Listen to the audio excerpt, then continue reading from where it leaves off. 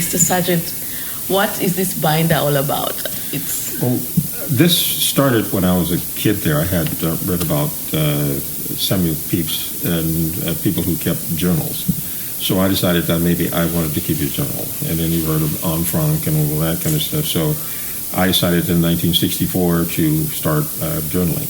So I started that particular one. And my 1964 one is lost in my household somewhere in my mom's house. But this one was started in 1965 through 1969. And this involves some of the things that we were involved in as kids in school. And I talk about everyday things from schoolwork to our civil rights things where we worked around and did that, and different people, parties we went to, and all of that particular thing. So I've just spent some time in transcribing this.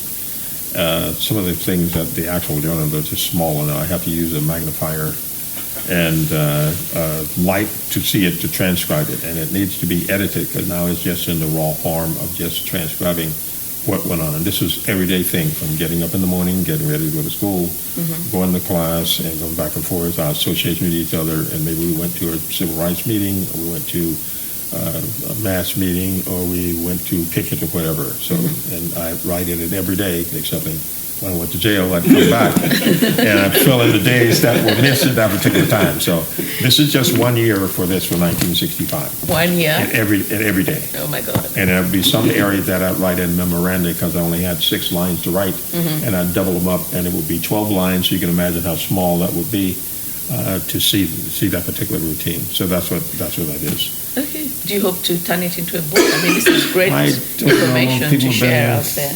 People have mentioned that, but I'm getting a little old to be getting to it, and I just wanted to get it, and so it wouldn't be lost, because the book is starting to deteriorate in some of the ink, because I wrote in different kind of ink colors and all. When we first started, whatever ink was available, and the pens were there, so I wrote with that. So some may be blue, some may be blue-black or whatever. So I wanted to get it down in a digital format so that it can be done, and also searchable. So now on the computer, I can go and search for particular things. Like I could search and tell you the first day that we met Martin Luther King, or the day that I had a debate with Andrew Young, and or time that I had to run a meeting with the NAACP youth chapter where Bruce was the president for all that, and introducing all of the people there. And so that kind of stuff is here. And plus, we'd go out on a date or something like that, and I'd say, well, I was short on money, and I had to borrow 25 cents from Bruce, so that's all of that. That's all of the regular daily routine, just like people do journals, the small things. Even with Peeps, we'd talk about things that are just common everyday things. That's it. So that's what that's all about there. Okay, this is great history. I think it should be preserved and shared out there. Thank you. Thank you, sir, for sharing. Sure. And that's 1965. This is the year 1965, and there's a book for 65, 66, all through 71 until I stopped journaling in 71.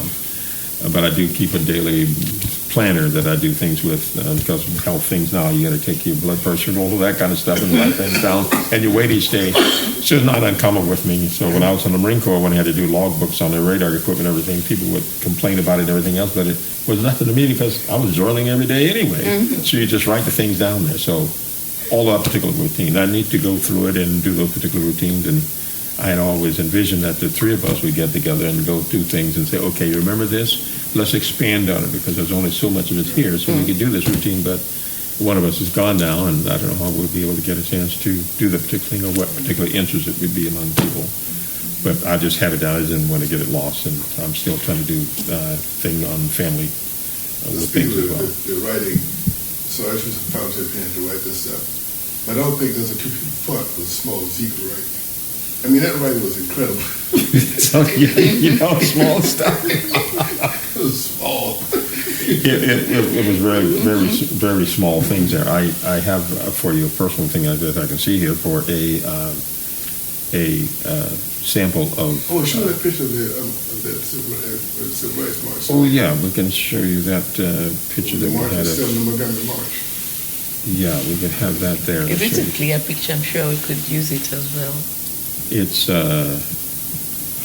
we look so young. I mean, you think about it and says, well, look how young that guy is. I mean, is that really us? When you're doing that. Oh my God, those are so many pictures. That's us there. Oh my That's God. Bruce right there, and that's me Yeah. back in April of 1965 during the Selma and Montgomery March. Those would be. Yeah. That's So that was shadows from on the that's paper. a cutout from the video they took that were taken. The video, the friend, he said he was watching TV, he saw the video of us, Yeah. and he said the screen, took a picture of the screen. Maybe you share that with He Brian. said it was us marching. Yeah. Did you see that? That's in the Selma and Montgomery March in March of 1965. I think Yeah, so that's the small writing that I have to go now as an older guy going through it and trying to read it and then transcribing it. So it's just like the small. oh wow.